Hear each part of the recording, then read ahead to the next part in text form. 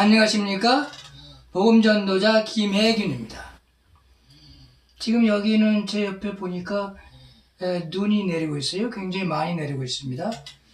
그래서 아주 마음이 참 포근해지는데, 근데 오늘 우리가 생각하고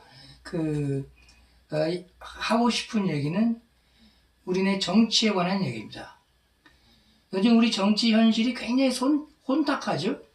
굉장히 혼탁하기 이를 데 없습니다. 그로 인해서 스트레스를 받는 사람도 굉장히 많습니다. 이 문제를 돌파하지 않으면 그 사람들 간에 일어난 분열을 통합할 수 없는 지경에까지 이를 수가 있죠, 당연히. 오늘 이 시간에는 우리 그리스도인들이 정치를 바라보는 현실에 있어서 어떤 접근 방법을 가져야 되는가 하는 것을 우리가 한번 생각해 보는 시간을 갖도록 하겠습니다. 여러분, 권력이란 무엇입니까? 권세라 그러죠. 권세에 관한 유명한 장이 있죠, 성경에. 그것이 바로 로마서 13장입니다. 로마서 13장에 이런 얘기가 있습니다. 각 사람의 위에 있는 권세들에게 굴복하라. 이렇게 되어 있죠. 권세는 하나님께로 나지 않음이 없나니 모든 권세는 다 하나님의 정하신 바라. 이렇게 되어 있죠.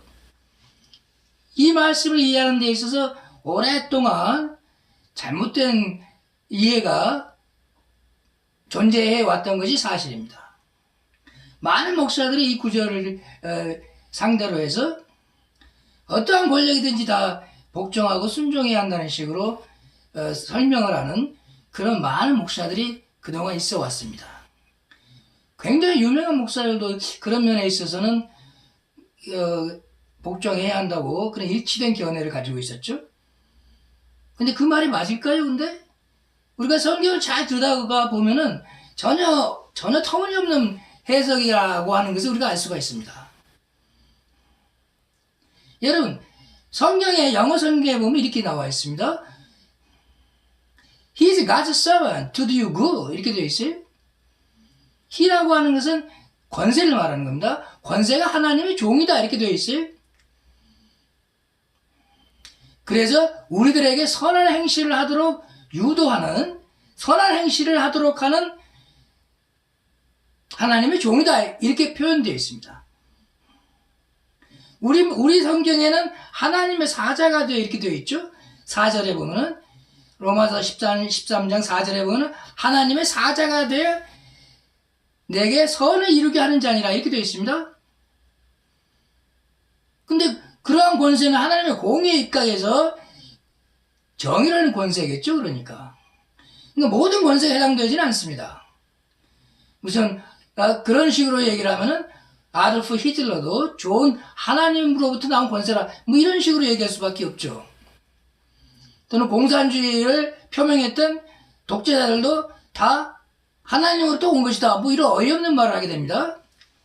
만약 그런 것에 대해서 의문점을 가지고 있지 않았다고 하면은 굉장히 정말 얼마나 많은 사람들이 그동안 하나님의 말씀을 잘못 이해해서 거기 고착화되어 있었는가를 보여주는 일종의 사례라고 할 수가 있죠.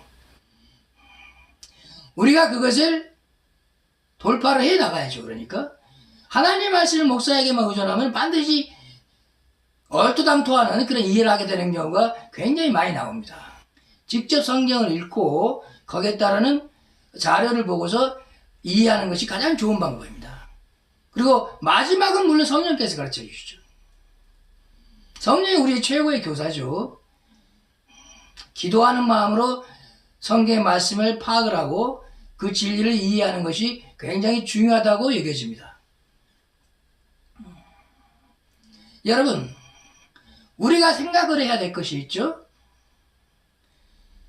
많은 언론들이 기독교인들이 데모를 하게 되고 시위를 하게 되면은 어떻게 표현을 합니까?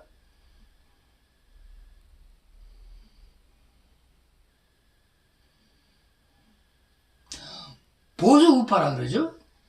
보수 우파도 좀 완곡한 표현입니다. 그야말로 수구 보수 그야말로 철이 없는 그런 기독교인들인 것처럼 묘사를 합니다. 그러니까 극우파라는 것이죠. 여러분, 그리스도인들이 어떤 행동을 할 때에 이데올로기적인 잣대에 의해서 행동을 하게 됩니까? 그렇지는 않습니다. 진정한 그리스도인이라고 하면은 어떤 세력을 형성해서 자기들의 어떤 파벌을 형성을 해가지고 자기들의 주장을 하지는 않죠.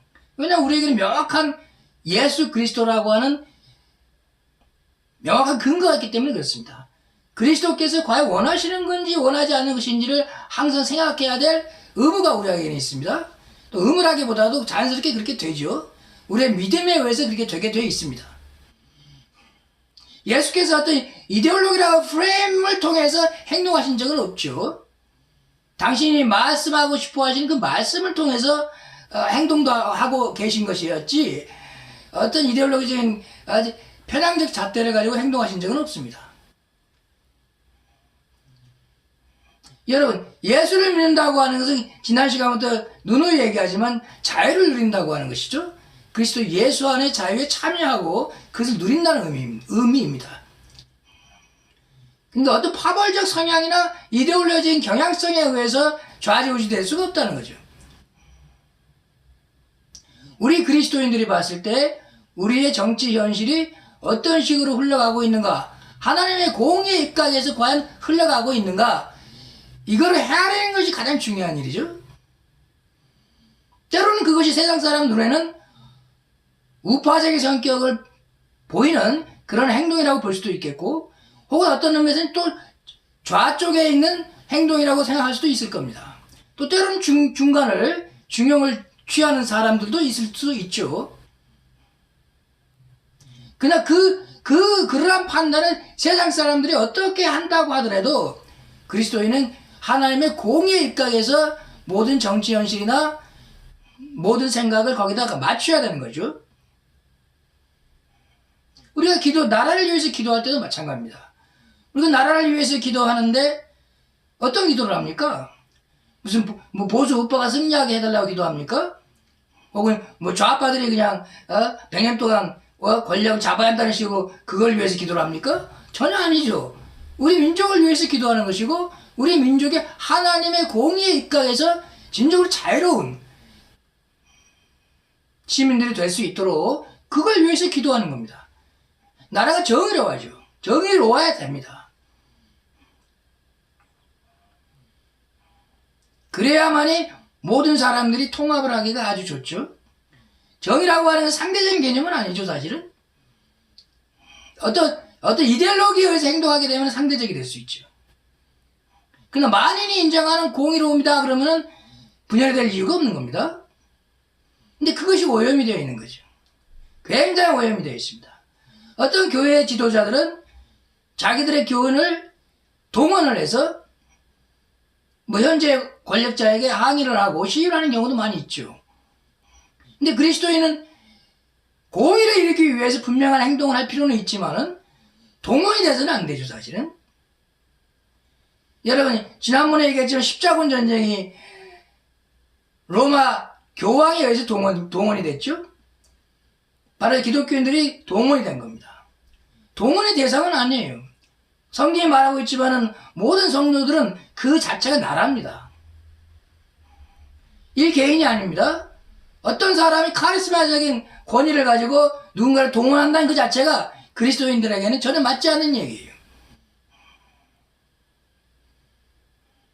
왜냐하면 그리스도인들은 군중이 될 수 없기 때문에 그렇습니다. 그 사람 자체가 거룩한 나라인데 어떻게 동원하는 군중의 대상이 될 수가 있냐 이 말이죠. 근데 그런 면에서 굉장히 많은 잘못을 범하고 있는 사람들이 기독교인들 중에는 많습니다. 목사들도 그런 사람들이 많죠. 하여간 그런 사람들에 의해서 성도들이 좌지우지 될 정도로 그러한 모습을 보여서는 안 되는 것이죠. 여러분, 아까 얘기했지만은 어떠한 권위든지 다 하나님으로부터 온 것은 아닙니다. 우리 악한 것에서 온 것도 많이 있습니다. 역사를 보면은 더 많죠, 사실은. 여기에 더불어서 우리가 또 생각을 해야 될 것이 우리 그동안의 그 기독교인들의 어떤 행동할 수 있는 의지 또는 자유를 갖다가 억압을 했던 것들이 꽤 많이 있습니다. 그 중에 하나가 우리가 흔히 말하는 철학자 소크라테스가 악법도 법이다 뭐 이런 얘기가 있습니다. 근데 그런 말을 한 적이 없어요. 사실은 소크라테스가 지은 어떤 책에도 그런 얘기가 없습니다. 또 그의 제자들도 그런 얘기를 한 적이 없어요. 근데 왜 이 말이 나왔을까요?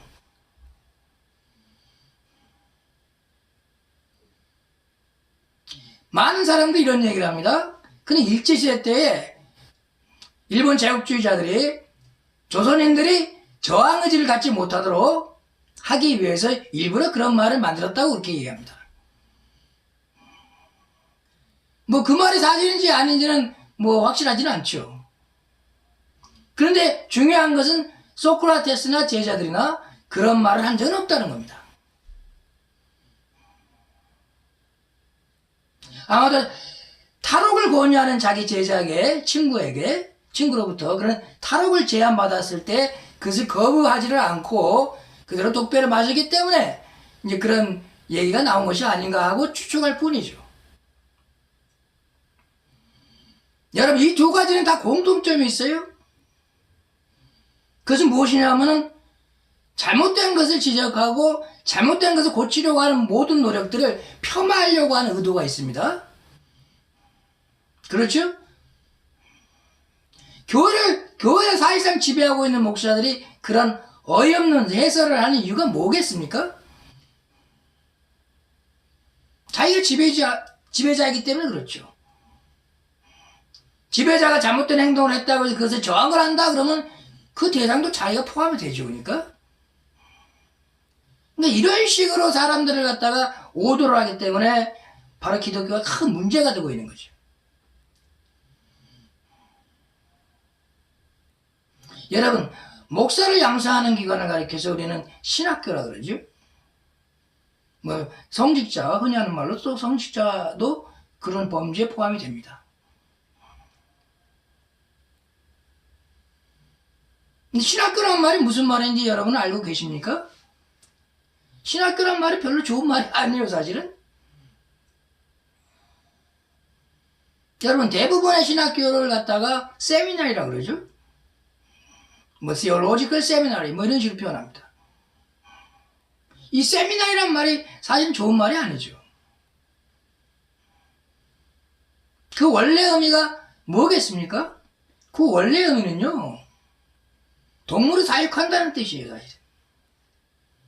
동물을 사육하는 거하고 신학교하고 전혀 연관이 되는 것 같지가 않죠, 사실은. 근데 사실입니다. 즉 행실이 나쁜 사람들을 가둬놓는 곳이었죠. 가둬서 그들을 교화시키는 곳이 신학교라는 원래 의미였어요. 신학교도 가톨릭에서 나온 말이죠. 라틴어에서 나온 말입니다. 그 말 자체는 세미나리오에서 나온 말입니다. 그래서 악한 것을 교화시키는 것이죠, 사실. 그것을 동물에 빗대는 겁니다. 근데 사육한다는 말은 어떤 교육에 교화의 효과가 있다라는 의미를 갖고 있지는 않죠. 사육한다는 말은 뒤룩뒤룩 살찌게 한다는 말 아닙니까? 물론 그것은 이제 종교적인 의미로 교화시킨다 뭐 이런 식으로 약간의 윤색을 시킨 것이죠. 여러분 악한 것을 갖다가요, 악한 것은 그 묘종이라는 것이 있습니다. 갑자기 악한 것이 나오는 건 아니죠. 선한 것도 근원이 있는 것이고 악한 것도 근원이 있는 겁니다. 그리고 그것을 우리는 묘종이라고 그러죠. 그 악의 묘종이라는 뜻이죠. 그러니까 왜 그런 얘기를 합니까? 사람들이 가둬놓기 때문에 그래요. 사육을 하려면 가둬놓아야죠. 모든 이념적 행동도 사람을 억압하고 제한하고 가둬놓으려고 하는 것은 그것이 바로 그 정체가 악한 것이기 때문에 그렇습니다. 그 악한 것이 만연하게 된 이유가 바로 그러한 종교들이 득세를 했기 때문에 그렇죠. 모든 종교가 사실은 악합니다. 우리가 보기엔 비교적 평화롭게 보이는 불교조차도 사실은 그런 면을 가지고 있죠. 왜냐하면 죽어야 되기 때문에 그렇습니다. 우리가 흔히 말하는 살신성인이라는 표현도 있죠. 자기를 불태운다. 소신공양이라고 그러죠. 또 소신공양이 있습니다. 자기를 불태운다 이 말입니다. 결국 자기를 불태워서 공양한다는 말은 자기를 죽인다는 말이죠. 근데 복음은 우리를 위해서 예수 그리스도께서 죽으신 사건을 말하는 거죠.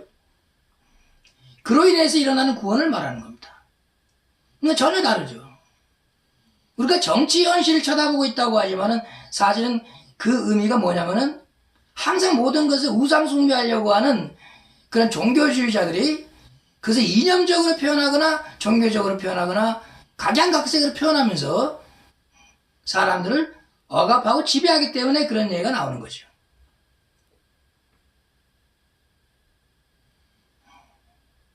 여러분 지금 한국교회는 어떤 모습을 하고 있을까요? 그 정치적 관점에 있어서 그 정치를 생각하는 현실에 있어서 어떤 모습을 보이고 있을까요?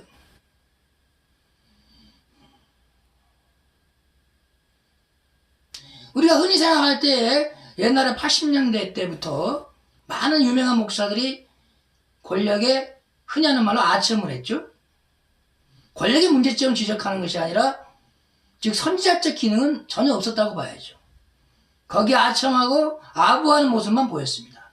또 이런 교회들이 대부분 다 대형 교회가 됐습니다. 그럼 그 반대는 어떨까요? 저항하는 교회도 물론 있었죠. 그러나 저항하는 교회들도 역시 너무나 도를 지나쳐서 그리스도인의 본분을 망각하고 그런 쪽으로만 일로 매진한 측면이 강합니다.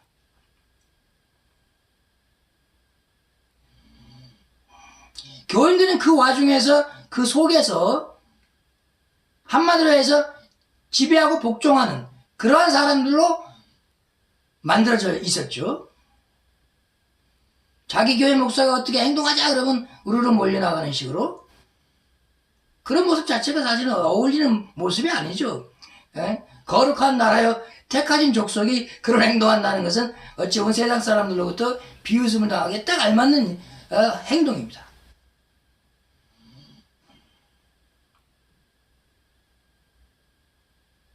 그러니까 우리 지금 현실에서 생각을 해야 될 것은 뭐냐면은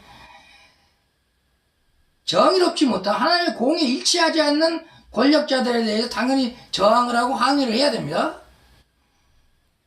그러나 그 방법은 우리를 동원되는 식으로 행해서는 안 되는 겁니다. 왜 그렇습니까? 우리 자체가 정치를 할 수는 없는 거죠. 그리스도인이 내가 정치를 업으로 삼겠다 이렇게 얘기하는 것은 전혀 걸맞지가 않은 언행이죠. 예수께서 그러한 사람이 되라고 하신 적이 없기 때문에 그렇습니다. 공의를 실천하기 위해서 어떤 행동을 하는 것은 당연히 해야지요. 그러나 그것이 전부가 될 수는 없죠. 우리가 흔히 말하는 세상의 소금의 역할, 빛의 역할을 하기 위해서는 당연히 해야 될 행동들이 있습니다. 그러나 그 자체가 목적이 될 수는 없는 것이죠. 그리스도인들은 오로지 하나님의 나라를 확장하는데 근본적인 관심을 가져야 되는 거죠. 그러기 위해서 세상의 소금과 빛의 역할을 해야 되는 것일 뿐입니다. 이것이 혼동되게 되면은 결국 세상이 묻히게 되죠. 즉 자기가 그리스도를 따르고 믿는 사람인가에 대한 것까지도 본질적으로 해치면서 어떤 행동을 할 수는 없는 겁니다.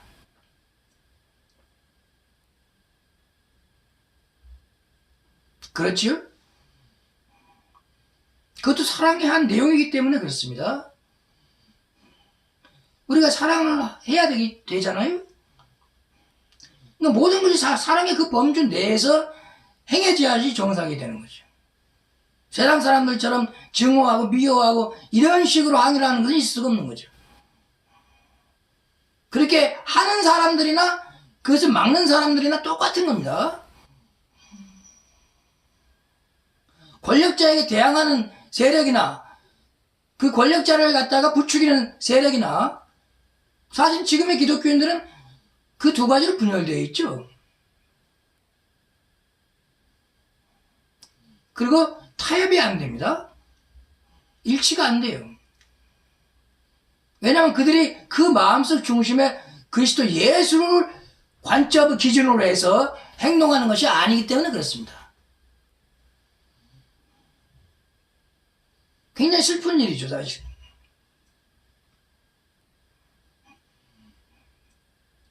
또 어떤 문제가 있을까요? 우리 사회적인 문제 어떤 것이 있습니까?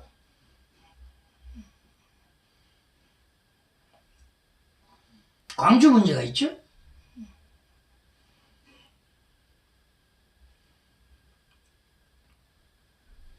광주의 비극적인 사건을 어떤 식으로 이해하느냐에 따라서 분열이 지금 첨예화되고 있습니다.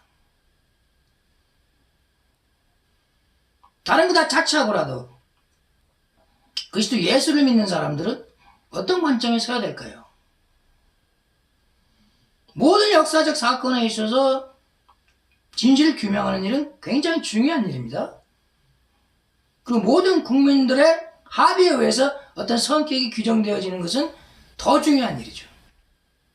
왜냐하면 그것이 잘못됨으로 해서 국민 분열에 심각한 역기능을 보이기 때문에 그렇습니다.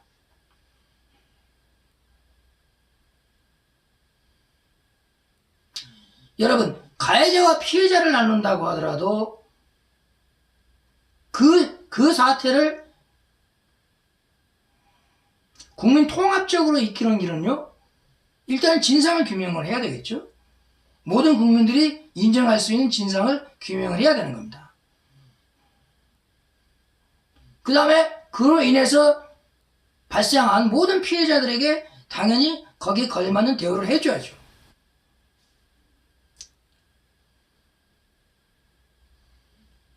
그리고 그것이 일각에서 얘기되고 있는 북한군 개입설이 사실로 드러나게 될 경우에 우리는 우리의 국민 분열의 가장 위험한 인자가 항상 북한이라고 하는 것을 인정하지 않으면 안 되는 것이죠.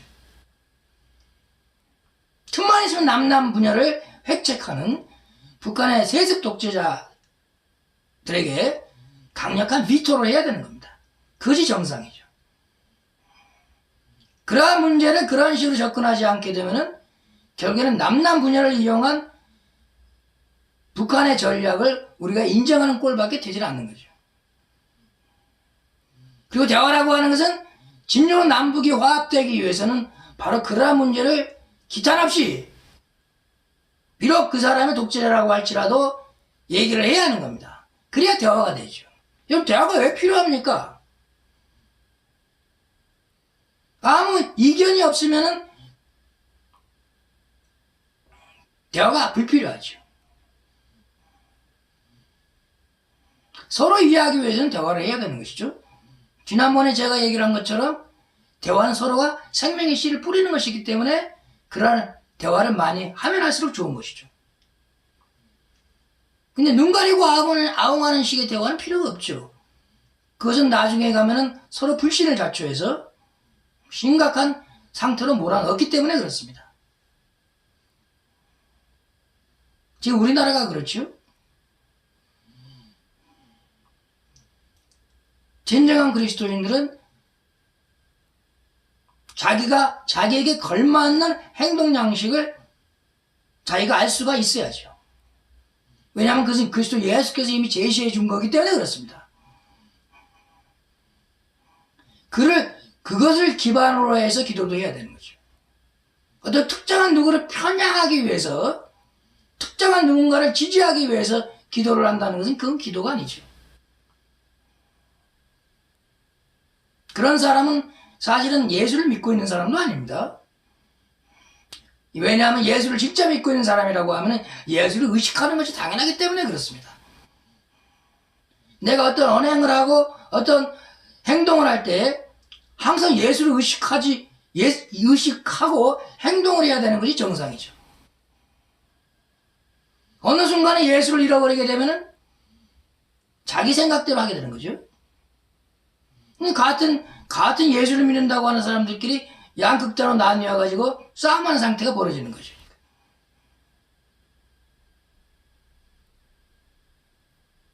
이 모두가 해야 될 역할을 제대로 하지 못하고 있는 현재 한국교회의 모습입니다. 지금 우리 한국교회 교인들이 조금, 요새는 조금 줄어들었겠지만 5명 중에 1명이 다 기독교인이라고 되어 있었어요.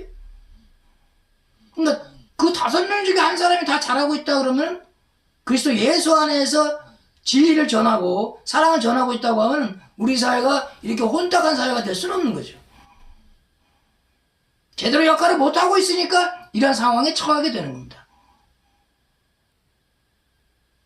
당연히 회개를 해야죠.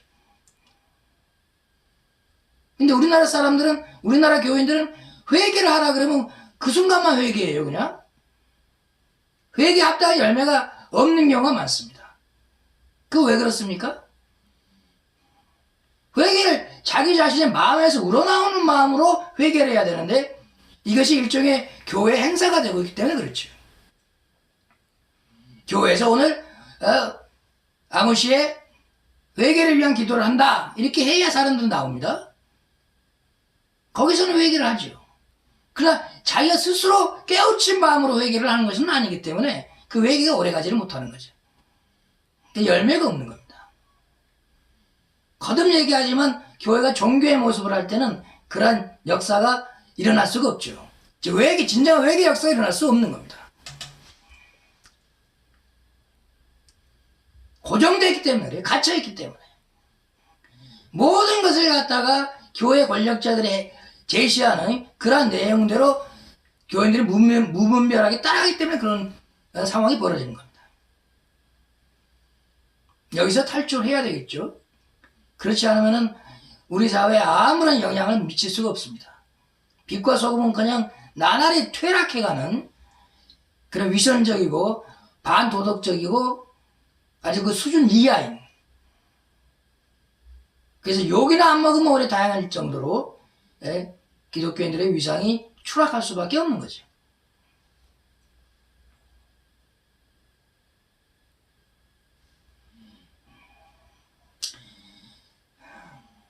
참 이런 얘기를 오랫동안 한다는 것 자체가 사실은 기쁜 일은 아닙니다. 그러나 기쁜 일은 아니더라도 해야 될 일은 해야 되죠.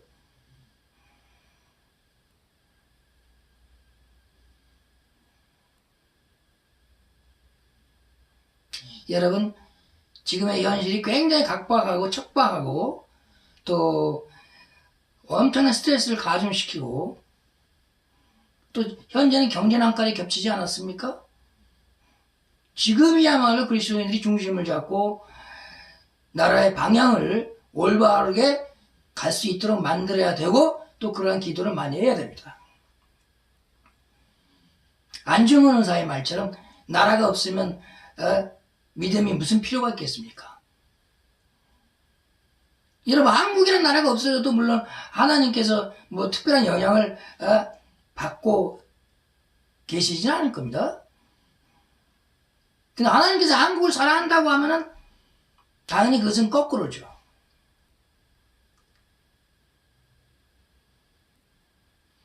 또 하나님께서 복음을 전하고 그 복음을 공유하는 그런 민족에게는 상당한 강함을 허락하셨어요. 그렇죠?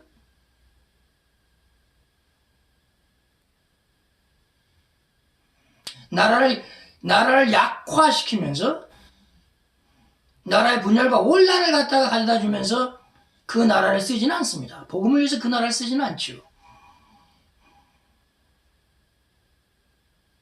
그러니 지금 한국교회 위상이 절약하는 거하고 우리 정치, 경제, 현실이 전락을 하고 있는 것과는 맞물려 있는 일종의 톱니바퀴하고 똑같은 겁니다. 그러니까 더 회개를 많이 해야죠. 더 많은 복음에 앞으로 전진하는 그 하나님 나라의 능력을 가지고 깨어있는 마음으로 모든 언행을 해야 될 필요가 있습니다.